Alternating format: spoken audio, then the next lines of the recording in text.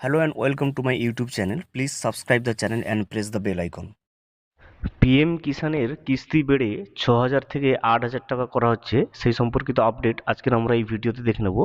তো এই ভিডিওটি শুরু করার আগে ছোট্ট একটা অনুরোধ, যদি চ্যানেলে নতুন হয়ে থাকেন অবশ্যই চ্যানেলটা সাবস্ক্রাইব করে দেবেন এবং নোটিফিকেশানটা অল করে রাখবেন। পিএম কিষাণের কিস্তি বেড়ে 8,000 টাকা হবে, বাজেটের আগে বিস্তর আলোচনা। প্রধানমন্ত্রী কিষাণ সম্মান নিধি যোজনার কিস্তির টাকা বেড়ে 8,000 টাকা করা হবে। 2024 সালের জুলাই মাসের পূর্ণাঙ্গ ইউনিয়ন বাজেট ঘোষণা হওয়ার আগে পিএম কিষাণের ইনস্টলমেন্ট বৃদ্ধি নিয়ে জোর আলোচনা চলছে।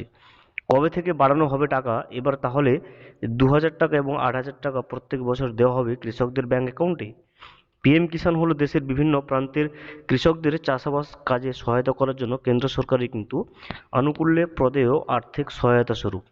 প্রত্যেক বছর 3টি কিস্তিতে মোট 6,000 টাকা দিয়ে থাকেন কেন্দ্রীয় সরকার। উল্লেখ্য, 2018-র পর 1 ডিসেম্বর এই জনদরদি প্রকল্পের সূচনা হলেও এখনও কিন্তু বাড়ানো হয়নি প্রকল্পের কিস্তির টাকা। এবার প্রধানমন্ত্রী কিষাণ সম্মান নিধি যোজনার বাৎসরিক ভাতার পরিমাণ বাড়ানো নিয়ে চলছে জোর জল্পনা। সম্প্রতি দেশের বিভিন্ন কৃষি বিশেষজ্ঞরা পিএম কিষাণ যোজনা খাতে টাকার অঙ্ক বাড়ানোর পক্ষে কিন্তু সওয়াল করছেন। এই মর্মে অর্থমন্ত্রী নির্মলা সীতারমণকে কৃষক ভাতা 6,000 টাকা থেকে আরও 2,000 টাকা বৃদ্ধির জন্য কিন্তু পরামর্শ ও অনুরোধ জানিয়েছেন দেশের কৃষি বিশেষজ্ঞরা।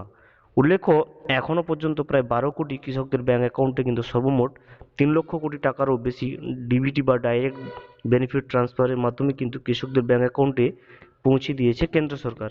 তৃতীয়বার ক্ষমতা ফেরার পরে 10 কোটি কৃষককে কিন্তু জুলাই মাসে খারিফ সিজনের জন্য 20,000 টাকা কিন্তু স্থানান্তরিত করবে কেন্দ্র সরকার।